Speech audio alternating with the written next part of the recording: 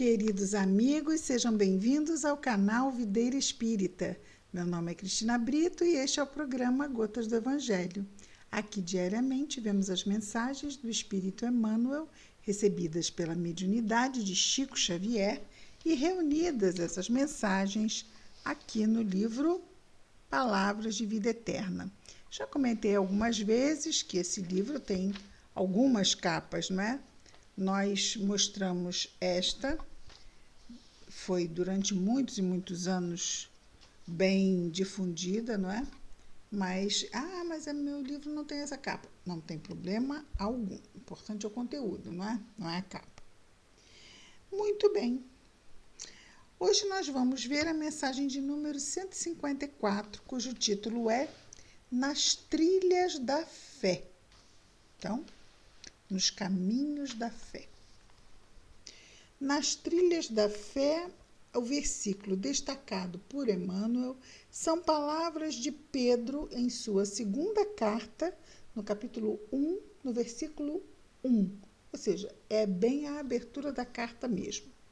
Simão Pedro, então ele começa a carta se apresentando. Simão Pedro, servo e apóstolo de Jesus Cristo, aos que conosco obtiveram fé igualmente preciosa.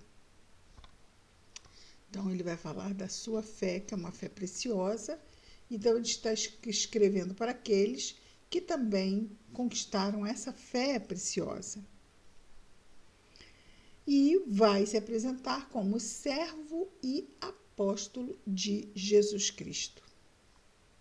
Então, Simão Pedro, servo e apóstolo de Jesus Cristo, aos que, então para quem ele escreve, aos que conosco obtiveram fé igualmente preciosa.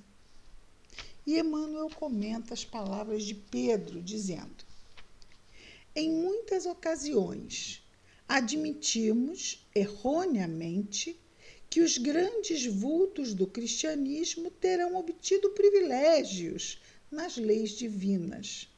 Entretanto, basta a reflexão nas realidades do Evangelho para que nos capacitemos da sem-razão de semelhante conceito. Ou seja, não existem privilégios nas leis de Deus. Todos nós recebemos oportunidades. Ninguém recebe mais e outros menos. Deus não é mais justo com uns do que com outros, nem a providência divina protege mais a uns e a outros não, ou expõe mais a determinadas situações a uns e a outros não. Então, isso não existe, né?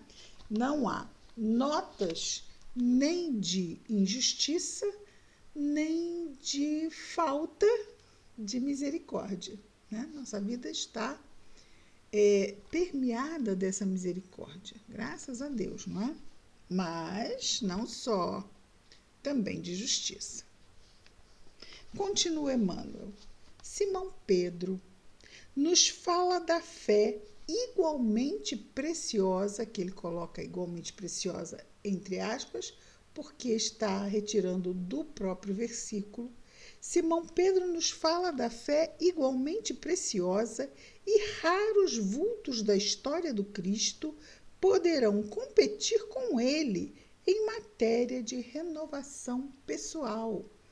Por mais que Pedro falasse com Jesus da sua coragem, da sua fidelidade e permanência, da sua coragem sem medo de enfrentar qualquer perigo, ser preso ou ser morto, quando as situações de risco surgiram, sim, ele teve medo, sim, ele negou Jesus, sim, ele se escondeu.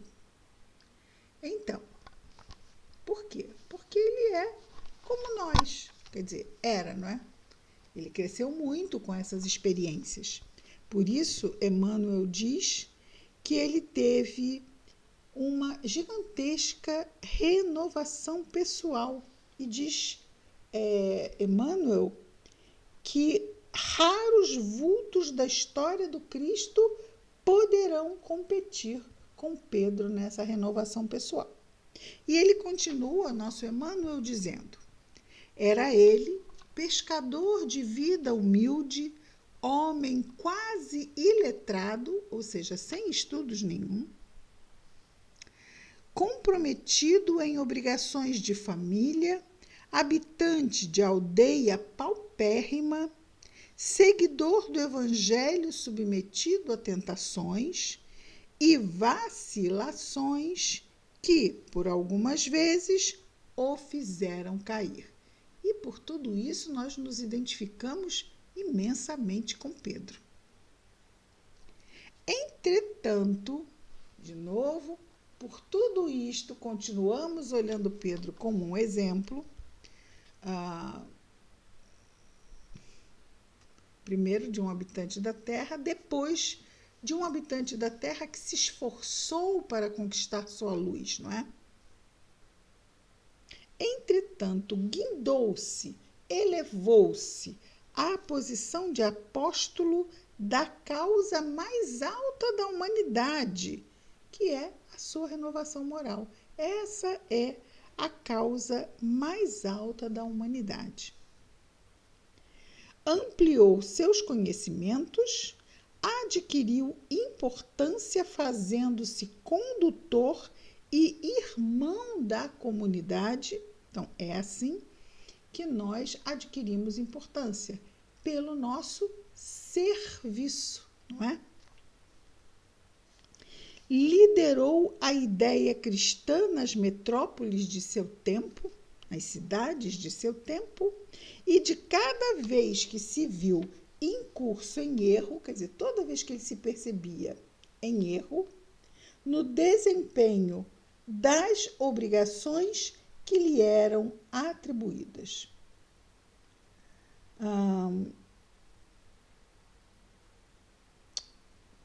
Desculpa, eu pulei para fazer sentido, eu pulei exatamente o que acontecia quando ele se via em erro. Liderou a ideia cristã nas metrópoles de seu tempo e, de cada vez que se viu em curso em erro, procurou corrigir-se e seguir adiante no desempenho das obrigações que lhe eram atribuídas. Então, vamos errar? Vamos errar. O que é importante? Corrigir-se. Claro que para nos corrigirmos, primeiro precisamos reconhecer o erro. Reconhecer o erro e procurar corrigir e seguir adiante. Não ficarmos nos martirizando porque erramos. Não poderíamos ter errado. Como erramos? Caímos de novo? Não. Sim. Podemos errar e errando. Reconhecemos o erro, corrigimos o erro e seguimos adiante. E Emmanuel continua: realmente, não possuímos qualquer justificativa para isentar-nos do serviço de autoeducação à frente do Cristo, sob a alegação, não podemos, diz ele, não possuímos qualquer justificativa. Nem se pudéssemos, não temos justificativa para nos isentarmos do trabalho diante do Cristo. E esse é o trabalho. Mas que trabalho, Cristina? Que trabalho diz aqui? Trabalho de autoeducação. Que educação? Mas eu sou uma pessoa educada, eu fiz a faculdade. Não. Não é essa educação. Educação moral. Educação moral. Por isso, Jesus é o mestre, nos traz lições para que aprendamos esta educação. Então, nós não possuímos qualquer justificativa para isentar-nos do serviço de autoeducação à frente do Cristo, sob a alegação de que não recolhemos recursos imprescindíveis à solução dos problemas do próprio burilamento para a vitória espiritual.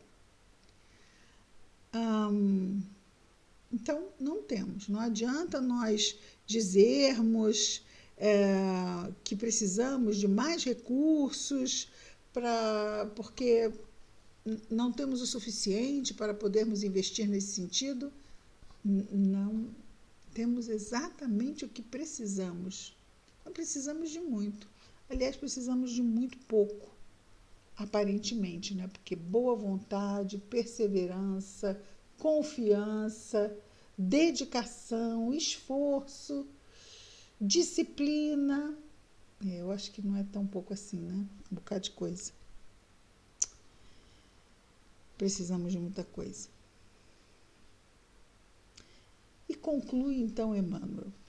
Pedro, com a autoridade do seu exemplo, afirma-nos que, diante da providência divina, todos nós obtivemos valores iguais para as realizações da mesma fé. Então, mas eu recebi muito pouco. Não, fulano recebeu muito mais para poder fazer o que ele fez. Não. Fulano fez com o que tinha dentro de si, porque nós podemos receber o mar para fazermos o bem. Se não fizermos, que adiantava o mar?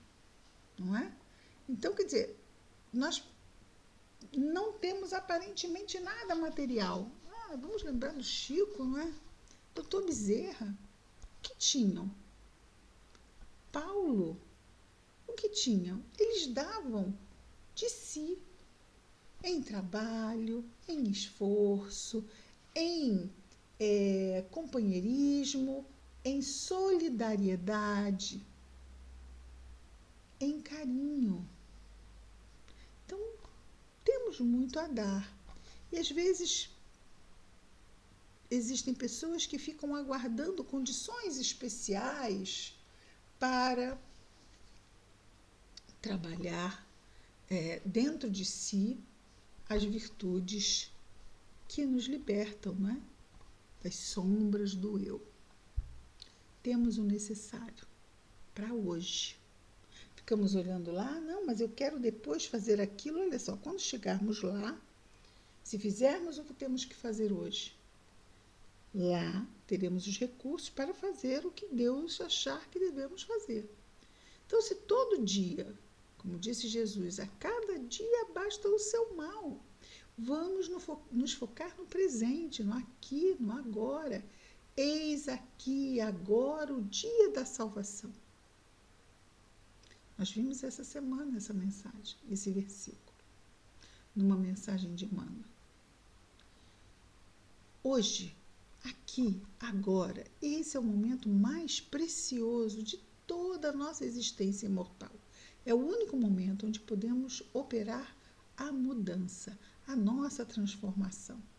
Não apenas através do conhecimento, que é importante, mas exercitando aquilo que vamos compreendendo desse conhecimento e que vai nos favorecendo como subsídios de discernimento para as nossas boas escolhas.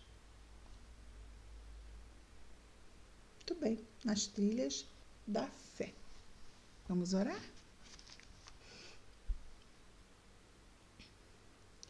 Querido Mestre Jesus, obrigado, Senhor, por mais este dia, pelas oportunidades que recebemos, Senhor.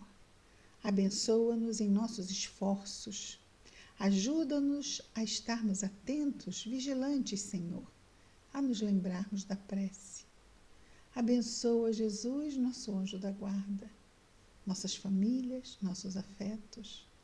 Mas abençoa igualmente, Senhor Jesus, todos os nossos irmãos de humanidade. Em especial te pedimos, Senhor, pelos nossos irmãos que neste momento, encarnados ou desencarnados, estejam em sofrimento. Que as tuas bênçãos estejam em nós e entre nós, hoje e sempre, graças a Deus.